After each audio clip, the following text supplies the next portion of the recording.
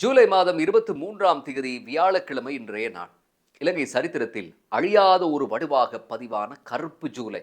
தமிழர்கள் மீது கட்டவிழ்த்து விடப்பட்ட காட்டு மிராண்டித்தனமான வன்முறைகளுக்கு இந்த ஜூலையுடன் 43 வருடங்களாகின்றன.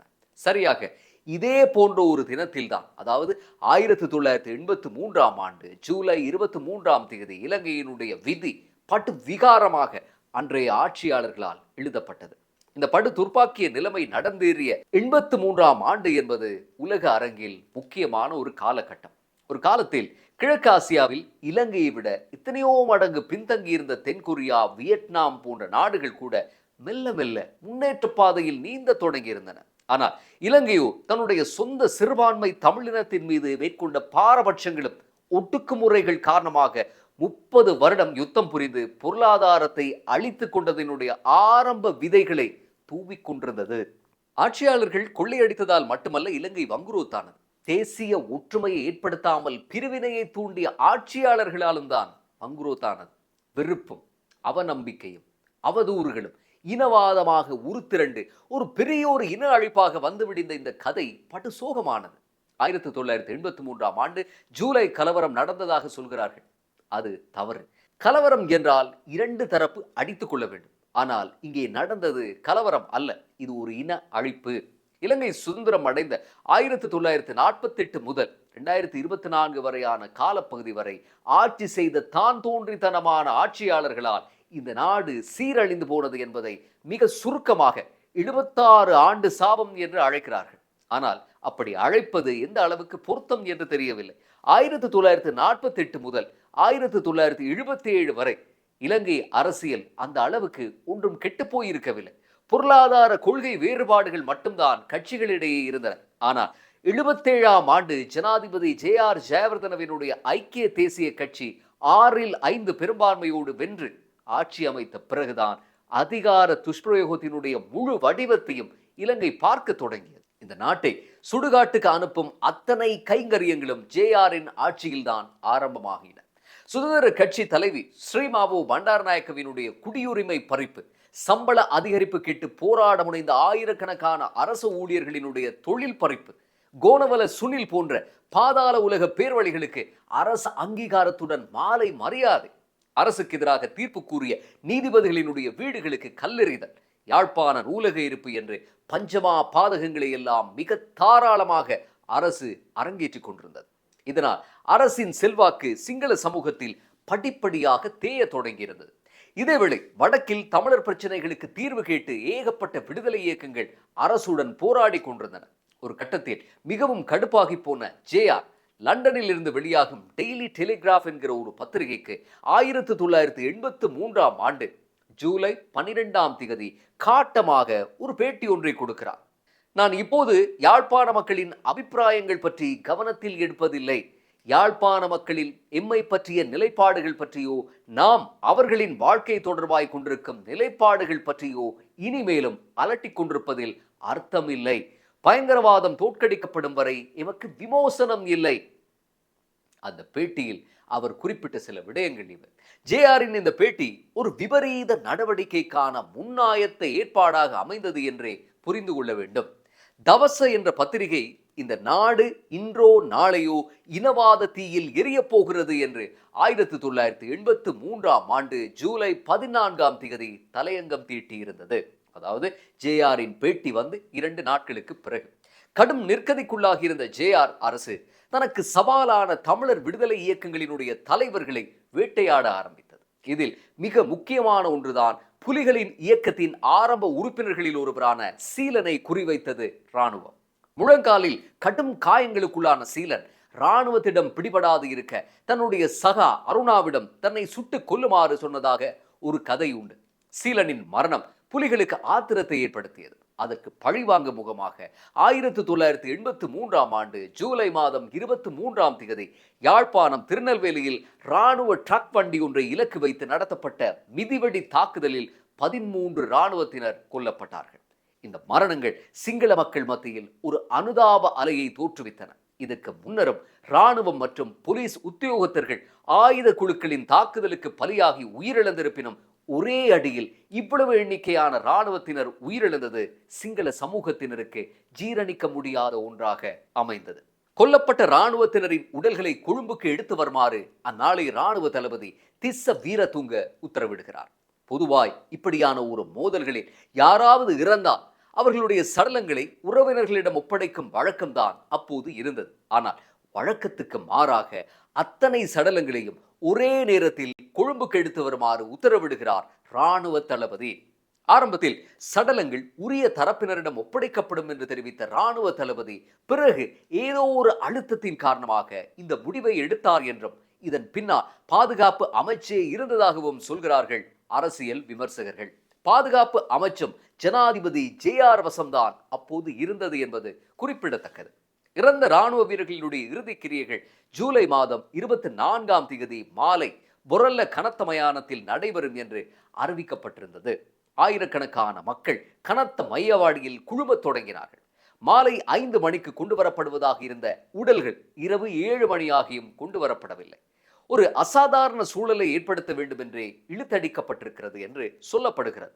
இதனால் மயானத்தில் ஒருவித பதட்டம் தொற்றிக்கொள்ள ஆரம்பித்தது. மக்கள் கூச்சம் குழப்பம் போட ஆரம்பிக்கிறார்கள். இந்த நிலையில் ஒரு கூட்டம் கனத்தையிலிருந்து வெளியேறி பொரல்ல பக்கம் ஓட ஆரம்பிக்கிறது. சில நிமிடங்களில் பொரல்ல நகரில் இருந்த தமிழ் கடைகள் பற்றி எறிய ஆரம்பித்தன. கடைகள் அத்தனையையும் எரித்து பொசுக்கிய பிறகு வீடுகளை நோக்கி பாய்ந்தது அந்த காடையர் கும்பல். தீ வைப்புகள் அப்படியே புறக்கோட்டை வரை நீண்டன. எதிர்ப்பட்ட தமிழர்கள் எல்லாம் வெட்டி சாய்க்கப்பட்டார்கள். கைக்குண்டுகள், பொல்லுகள், தடிகள் சகிதம் வீதி எங்கும் அலைந்த கும்பல் தமிழ் மக்களை தேடி தேடி அழித்தது. சில மணி நேரத்தில் முழு கொழும்பும் புகை மண்டலமாக இருண்டு போனது. இந்த நாசகாரத்தினுடைய பின்னணியில் யார் இருக்கிறார்கள் என்று விளங்கிக் கொள்வதில் அத்தனை சிரமம் இருக்கவில்லை. ஆளும் கட்சியின் அமைச்சர்கள், நகர சபை உறுப்பினர்கள், அமைப்பாளர்கள், கோனவல சுனில் போன்ற பாதாள உலக தலைவர்கள் என்று ஒரு பெரும் தாதா கும்பல் இதன் பின்னணியில் நின்று வழிநடத்தியதால் போலீசும் இராணுவமும் கைகட்டி வேடிக்கை மட்டுமே பார்த்தன என்று அப்போது பரவலாக விமர்சனங்கள் முன்வைக்கப்பட்டன. இந்த கோர தாண்டவம் பற்றி எழுத்தாளர் L Piyadasa Sri Lanka the Holocaust and after என்ற புத்தகத்தில் பக்கத்துக்கு பக்கம் விவரமாக எழுதியிருப்பார். அந்த புத்தகத்திலே ஒரு சில விடயங்களை உங்களோடு பகிர்ந்து கொள்ளலாம். தொழில் அமைச்சர் சிறில் மெத்திவால் போஷிக்கப்பட்ட காடையர்கள் கலனி நகரம் முழுக்க பயங்கரத்தை கட்டவிழ்த்து விட்டார்கள். தமிழர்கள் சிரிந்து வாழும் வெள்ளவத்தையே நாசம் செய்யும் பணி ஆளும் கட்சியினுடைய தொழிற்சங்கமான ஜாதிக சேவக சங்கமவினுடைய செயலாளருக்கு வழங்கப்பட்டிருந்தது. இவர்கள் தேர்தல் திணைக்களத்துக்கு போய் வாக்காளர் அட்டவணையை எடுத்துக்கொண்டு வந்து தமிழ் வீடுகளை தெளிவாக அடையாளம் கண்டுகொண்டு சூறையாடி தீர்த்தார்கள். தெஹிவல கல்கிச நகரசபை உறுப்பினர் ஒருவருக்கு தெஹிவல கல்கிச நகரங்களில் இன அழிப்பு பணி ஒப்படைக்கப்பட்டிருந்தது. புறக்கோட்டைக்கு பொறுப்பு சாட்டப்பட்டிருந்த பிரதமர் ரணசிங்க பிரேமதாசவின் நெருங்கிய தோஸ்தான அலோசியஸ் முதலாளி என்பவரினுடைய மகன் 442 கடைகளை எரித்து சாதனை படைத்திருந்தார். இந்த காடைத்தனத்துக்கு இலங்கை போக்குவரத்து சபையின் அரசு திணைக்களங்கள் கூட்டுத்தாபனங்களின் வாகனங்கள் கூட பாவிக்கப்பட்டன. இதே மாதிரி அரச வளங்கள் இன அழிப்புக்கு பாவிக்கப்பட்டதற்கான சாட்சியங்கள் நிறைய இருக்கின்றன. இந்த இன அழிப்பு ஒரு அரச விழா மாதிரி கொண்டாட்டத்துடன் நடைமுறைப்படுத்தப்பட்டதால் இதற்கு எதிர்ப்பு தெரிவிக்க அரச ஊழியர்களால் கூட முடியவில்லை. மக்கள் ஒருவித வெறியேற்றப்பட்டவர்கள் போல நடந்து கொண்டார்கள். கொள்ளையடிக்கப்பட்ட வர்த்தக நிலையங்களிலிருந்து மிக சாதாரணமாக டிவிக்களையும் ரேடியோக்களையும் பெருமதி மிகு மின்சாதனங்களையும் பட்டப்பகலில் தூக்கிச் சென்றார்கள். தமிழர்கள் தங்களுடைய உயிர் தப்பினால் போதும் என்று நரகத்தை விட்டு விரண்டோடுவது போல ஓடிக்கொண்டிருந்த போது அவர்களை அரவணைத்து பாதுகாத்த சிங்கள குடும்பங்களும் இருந்தன. வீதிகளில் இருந்தவர்களை, வீட்டுக்குள் இருந்தவர்களை, வாகனத்தில் பயணித்துக் கொண்டிருந்தவர்களை அப்படியே நிறுத்தி உயிருடன் பெட்ரோல் ஊற்றி கொளுத்தியவர்களுடன் நாம் பேசினோம். அவர்களுக்கு தாம் செய்யும் செயல்கள் பற்றி எந்தவித கவலையோ அனுதாபமோ இருக்கவில்லை. இதன் ஒரு கட்டமாய்த்தான் அப்போது வெளிக்கட சிறையில் தடுத்து வைக்கப்பட்டிருந்த டெலோ உறுப்பினர் குட்டிமணி உட்பட 35 தமிழ் சிறை கைதிகள் பதபதைக்க கொல்லப்பட்டார்கள். அரசாங்கத்தின் உயர்மட்டத்தின் கட்டளையின்றி இப்படி ஒரு சம்பவம் நடக்க வாய்ப்பே இல்லை. வழக்கு விசாரணை தொடர்பான எந்தவித பயமச்சம் கொள்ள தேவையில்லை என்று உறுதிமொழி வழங்கப்படாமல் சிறைச்சாலைக்குள் இப்படி ஒரு பயங்கரம் நடந்திருக்க முடியாது. இப்படி இந்த இன அழிப்பின் கொடூரத்தை விவரித்துக் கொண்டு செல்கிறது எல் பியதாசவின் அந்த புத்தகம். இவ்வளவு பேரழிவு நடந்து கொண்டிருந்த போதிலும் ஜனாதிபதியோ பிரதமரோ அரசாங்கமோ இதை பற்றி வாயே திறக்கவில்லை. ஊரடங்கு சட்டம் கூட அமுல்படுத்தப்படவில்லை. 2 தினங்களுக்கு பிறகு ஊரடங்கு சட்டம் பிறப்பிக்கப்பட்ட போதிலும் அதை மதித்து எந்த ரவுடியும் வீட்டுக்குள் முடங்கவில்லை. நாசம் முற்றுப்புள்ளி இல்லாத கொமாவாக தொடர்ந்து கொண்டிருந்தது. 3வது தினமாகும் போது இந்த அழிவு கொழும்பை தாண்டி ஏனைய மாகாணங்களுக்கும் வியாபித்தது.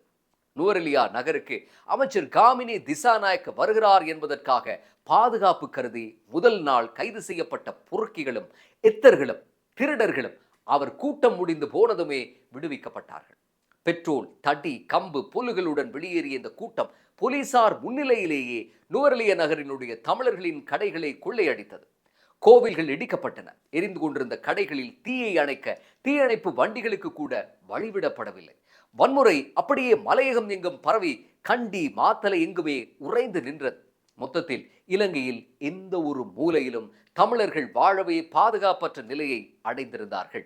இதெல்லாம் பார்க்கும்போது ஆத்திரமடைந்த சாமானிய சிங்களவர்களால் தமிழர்கள் மீது இத்தனை பெரும் கொடுமையை செய்ய முடியாது என்றும் இதன் பின்புலத்தில் திட்டமிட்ட அரசு இயந்திரம் இருப்பதும் நிரூபணமாகிறது. ஜூலை 27 மேலும் 18 சிறை கைதிகள் வெளிக்கட சிறைச்சாலையில் கொல்லப்பட்டார்கள். தொடர்ச்சியாக 5 நாட்கள் மௌன விரதம் இருந்த ஜனாதிபதி JR ஜெயவர்தன ஜூலை 29 ஒரு மாதிரியாக வாயை திறக்கிறார். ஆனால் அதில் எந்தவித அனுதாபமும் இருக்கவில்லை. சிங்களவர்களினுடைய கோபம் மிக சாதாரணமானது என்ற துணியிலேயே அவருடைய உரை அமைந்திருந்ததாகவும் இந்த உரையை தொடர்ந்து தமிழர்களுக்கு எதிராக மேலும் வன்முறை உச்சம் பெற்றதாகவும் எல் பியதாசவின் Sri Lanka the holocaust and after என்ற புத்தகம் சொல்லுகிறது. இங்கே ஐக்கிய தேசிய கட்சியினுடைய உறுப்பினர் கணேசலிங்கம் என்பவர் சொன்ன சில கூற்றுக்கள் மிகவும் முக்கியமானவை. அது குறித்து நான் அடுத்து உங்களுக்கு சொல்கிறேன். கருப்பு ஜூலை என்பது தவிர்க்க முடியாத ஒன்று. சிங்கள மக்கள் மத்தியில் வளர்ந்து வந்த அரச விரோத எதிர்ப்பை எப்படி மடைமாற்றுவது என்று எமக்கு தெரியவில்லை.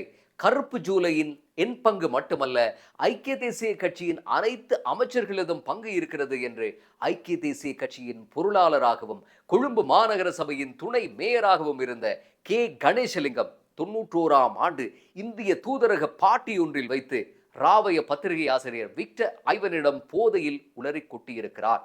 தமிழரான நீர் எப்படி இதற்கு துணை போகலாம் என்று ஐவன் பொறுமை மீறி கேட்ட பிறகு கணேசலிங்கம் எதையுமே பேசவில்லை. சுதாரித்துக் கொண்டு அவர் அமைதியாகி விடுகிறார். ஐக்கிய தேசிய கட்சியினுடைய பொறுப்பு மிகு பதவியில் இருந்த ஒருவர் முதலாக பகிரங்கமாக உளறி கொட்டிய நிகழ்வாக இந்த சம்பவம் பதிவானது. இது பற்றி எதையும் வெளியிட வேண்டாம் என்று கணேசலிங்கம் கேட்டுக்கொண்டதால் ஐவன் உடனே எதையும் எழுதவில்லை. ஆனால் இந்த சந்திப்பு நடந்து சரியாக 2 வருடம் கழித்து 1993 கருப்பு ஜூலை அழிவுகளுக்கு 10 வருடம் பூர்த்தியான போது கலு ஜூலியே சங்கவுனு துமாரைய என்று ஒரு கட்டுரையில் இந்த சந்திப்பினுடைய முழு விவரங்களையும் எழுதியிருந்தார். வாய்ப்பு கிடைத்தால் கூகுள் செய்து தேடி பாருங்கள். இந்த ஜூலை இன அழிப்பு இலங்கையை ஒரு படு பிற்போக்கான நாடாக மாற்றும் என்று தெரிந்தும் JR ஏன் இதை செய்தார் என்ற கேள்விக்கு பதில் ஒன்றே ஒன்றுதான். அதுதான் அதிகார வெறி. எல்லாவற்றையும் செய்துவிட்டு இந்த இனவாத வன்முறைகளுக்கு கம்யூனிஸ்ட் கட்சியும் நவ சமசமாஜ கட்சியும் JVPயும் தான் காரணம் என்று கூறி அவற்றை தடை செய்தார் JR. அதாவது அப்போது உருப்படியாக எதிர்க்கட்சி அரசியல் செய்த குறித்த அந்த கட்சிகளை தருணம் பார்த்து பழி தீர்த்து கொண்டார்.